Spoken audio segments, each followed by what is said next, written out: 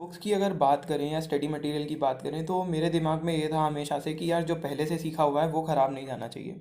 तो मैंने जो भी पहले 11 12 के नोट्स थे, मेरे पास आकाश के बहुत अच्छे नोट्स बने हुए थे, वो सब मैं एक बार पढ़ता था। जो टीचर मतलब जो चैप्टर अभी पढ़ा रहे हैं मोमेंटम के अंदर वो पढ़ रहे हैं, साथ साथ में पिछला भी रिवाइज़ करता था। फिर बाद में उसको कंपाइल कर लेता था एक ही जगह पर, जहाँ पर मतलब मेरे को सारा कुछ मिल जाए, कि लास्ट में मैं कंफ्यूज ना हो जाऊं कि मेरे को 11 12 के नोट्स भी उठाने पड़ रहे हैं और आकाश के भी और मोमेंटम के भी। तो एक पॉइंट ये था कि पिछला ख़राब नहीं करना, वेस्ट नहीं करना जो पहले से सीखा हुआ है, और उसके अंदर ऐड करते रहना है, सही करते रहना है जो हमने पहले से गलत सीखा है, और नई चीज़ें ऐड करनी है जो हमारे को नीट के अंदर काम आएंगी। ठीक है। फिर आते हैं बायो के ऊपर, कि बायो के अंदर एग्जैक्टली मैंने क्या क्या किया था। मैंने आकाश के नोट्स पढ़े, बायो की एनसीईआरटी पढ़ी, फिर एनसीईआरटी के बाद एनसीईआरटी फिंगर टिप्स एमटीजी की सॉल्व करी, और बस टेस्ट वेस्ट दे दिए। ये सब मेरा था, सिंपल था। ऐसे ही मैंने केमिस्ट्री के अंदर क्या किया, नोट्स पढ़े, वही 11 12 के, फिर प्लस आकाश के, फिर प्लस अपने मोमेंटम के, सबको एक जगह कंपाइल सा कर लिया। और फिर एनसीईआरटी पढ़ी मैंने सिर्फ इनऑर्गेनिक और ऑर्गेनिक केमिस्ट्री की, एक आधा चैप्टर फिजिकल का भी, लेकिन फिजिकल बहुत ज़्यादा ज़रूरी नहीं है। ऑर्गेनिक और इनऑर्गेनिक तो एनसीईआरटी पढ़नी ही चाहिए। ठीक है। एक बार रीड कर लिया और उसी को फिर मैंने दोबारा से नोट्स के अंदर ऐड कर लिया। फिर इसके बाद चले हम मतलब क्वेश्चन प्रैक्टिस। तो उसके लिए मैंने आकाश के मॉड्यूल सॉल्व किए, साथ ही साथ असाइनमेंट सॉल्व किए जो मोमेंटम से मेरे को अंशुल भैया के मिलते थे। ठीक है। फिर आते हैं फिज़िक्स के ऊपर, और फिज़िक्स के ऊपर आए तो मैंने वही आकाश के नोट्स पढ़े, 11 12 के थोड़े बहुत नोट्स पढ़े। फिर उसके बाद मैंने मतलब इससे थ्योरी बहुत अच्छे से क्लियर हो जाती थी, एक ब्रॉड व्यू सा मिल जाता था पढ़ के। बच्चे क्या करते हैं फिज़िक्स में सबसे ज़्यादा क्वेश्चन प्रैक्टिस के ऊपर भागते हैं।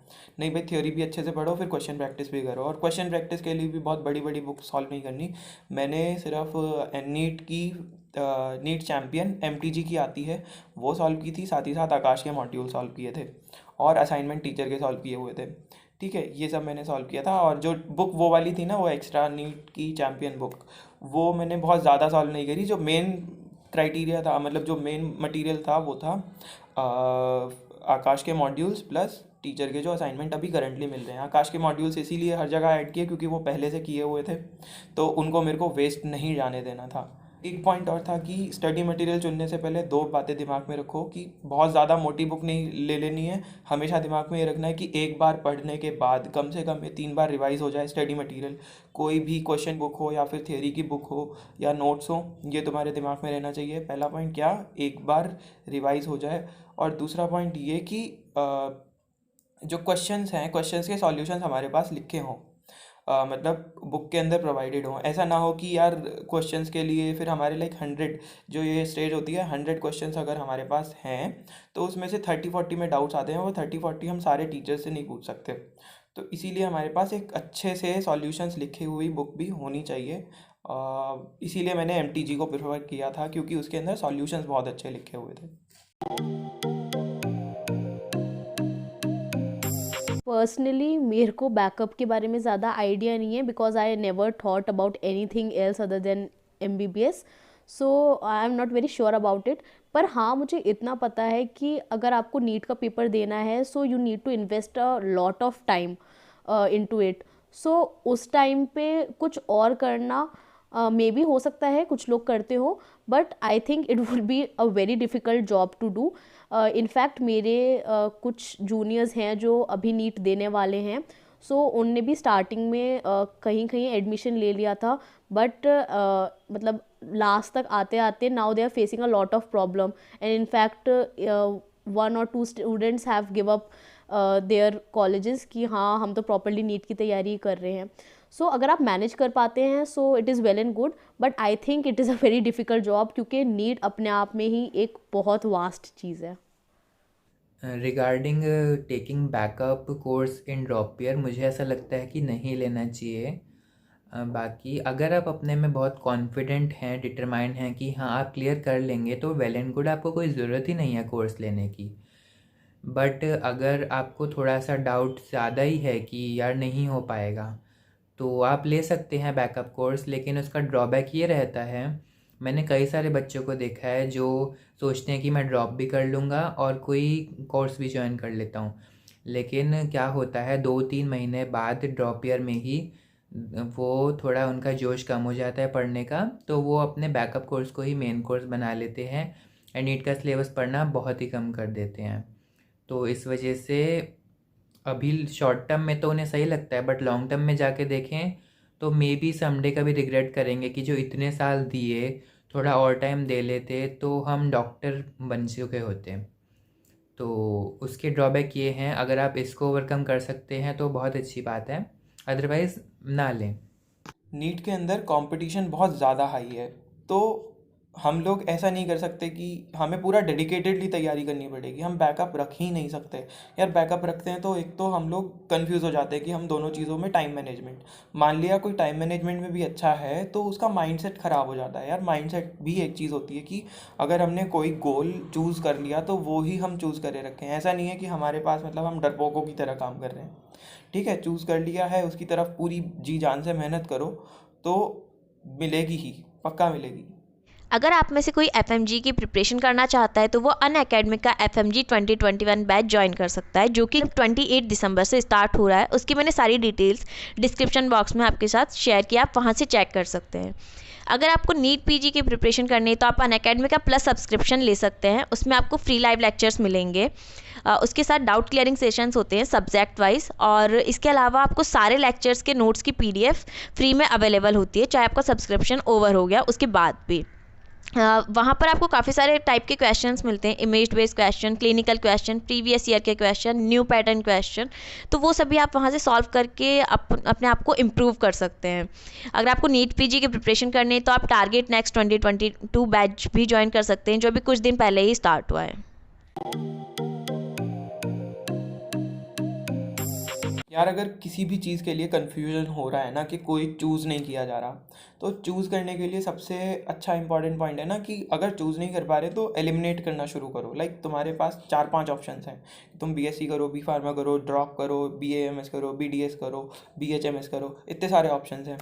अब कोई बच्चा है, उस पर इतने सारे ऑप्शंस में मतलब 6 ऑप्शंस में से एक छांटना मुश्किल है, लेकिन जब वो धीरे धीरे क्या करेगा, एक एक एलिमिनेट तो कर सकता है ना कि नहीं BHMS तो बिल्कुल भी नहीं, BAMS भी नहीं, BSc भी नहीं, छोड़ो, B फार्मा, BDS, MBBS, इस तरीके से मतलब सोचोगे धीरे धीरे करके, मतलब तुम्हें एक एनालिटिकल वे में एक बेस्ट तुम्हारे लिए चीज़ मिलेगी। वो ड्रॉप भी हो सकता है, वो ड्रॉप नहीं भी हो सकता है, और अगर ड्रॉप आए भी तो मतलब ऐसा नहीं है कि तुम लोग टेंशन लेने लग जाओ, दोबारा से यहीं पे पहुंचो। दिमाग में सोचो लेट्स ट्राई यार, एक बार और अच्छे से देख के देखते हैं, बहुत दम लगा करके, क्योंकि तैयारी करने में टाइम लगता ही है।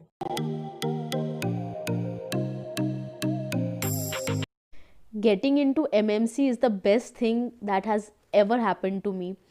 I'm really blessed to get into this institute. इतना अच्छा कैंपस, इतने अच्छे टीचर्स, इतने अच्छे friends. I mean really sometimes I feel कि वो मोमेंट जिस पे मैंने ड्रॉप लेने का सोचा था, it was a life changer moment for me, because getting into MMC is something that has changed my entire life, and I can never ever regret for investing that 1 year to get into this prestigious institute. जब मेरा medical college में selection हुआ था, वो भी दिल्ली के one of the best में, तो या it is really one of the best feelings in my life, क्योंकि आई एम जस्ट 20 एंड मैंने इतनी बड़ी एक अचीवमेंट ऐड हो गई है, तो इट फील्स सो गुड जब पेरेंट्स लोग प्राउड होते हैं।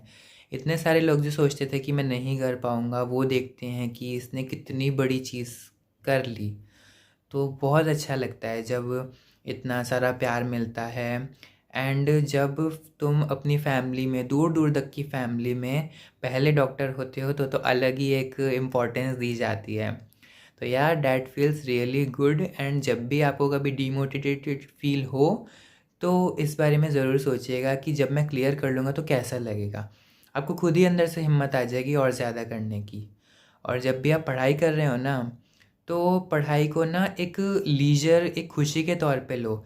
जितना पढ़ो खुशी से पढ़ो, डैट मैटर्स अ लॉट। अब जैसे मैं जब पढ़ता था ना, मुझे बहुत अच्छा लगता था, तो कभी ऐसा फील ही नहीं होता था कि मैं मेहनत कर रहा हूँ। ऐसा लगता था कि हाँ अच्छा लग रहा है, कर रहा हूँ। तो यार take it like that and always believe in yourself and be positive. पढ़ाई के साथ साथ खुश रहना भी बहुत ज़्यादा ज़रूरी है। जब हम खुश और पॉजिटिव होते हैं ना, तो तभी हम ज़्यादा प्रोडक्टिव हो पाते हैं और ज़्यादा अच्छे से अपने काम कर पाते हैं। Thank you.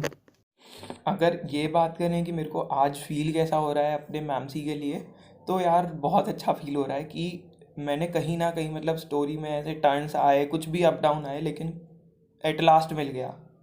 और मैंने भी अपने ऊपर भी थोड़ा सा प्राउड महसूस होता है, अच्छा लगता है कि हाँ मेरे अंदर इतनी हिम्मत है कि मैं कर पाया। जिस टाइम पर कर रहा था उस टाइम पर लगता था कि यार बिल्कुल भी नहीं हो सकता, मेरे से नहीं हो सकता, सेल्फ डाउट बहुत ज़्यादा था। अब सेल्फ डाउट भी कम हो गया है, लाइफ में भी बहुत ज़्यादा अपॉर्चुनिटीज़ दिखने लग गई हैं। तो यार बहुत ज़्यादा अच्छे अच्छे पॉजिटिव चेंजेस आए हैं, बहुत ऑप्टिमिस्टिक टाइप के इंसान बन गए हैं। जब हम वहाँ होते हैं नेगेटिव थिंकिंग होती है, मतलब जब कहाँ होते हैं हम ड्रॉप कर रहे होते हैं या प्रिपेयर कर रहे होते हैं, तो नेगेटिव टाइप की थिंकिंग बहुत ज़्यादा होती है, पेसिमिस्ट बहुत ज़्यादा होते हैं। लेकिन जैसे ही तुम लोग सिलेक्ट हो जाते हो, तुम्हारे अंदर से एक खुशी आती है, तुम्हारे अंदर से एक करेज कि हाँ यार मैंने कुछ ना कुछ दम दिखाया और मेरा सिलेक्शन हो गया, और अब बहुत खुश खुश माहौल है। तो यार बहुत अच्छी फीलिंग आती है मेरे को तो, मतलब रहती है। और आई एम मतलब पैसिमिस्ट से अब बन रहे हैं धीरे धीरे करके ऑप्टिमिस्ट, नेगेटिव से पॉजिटिव जोन में जा रहे हैं धीरे धीरे करके।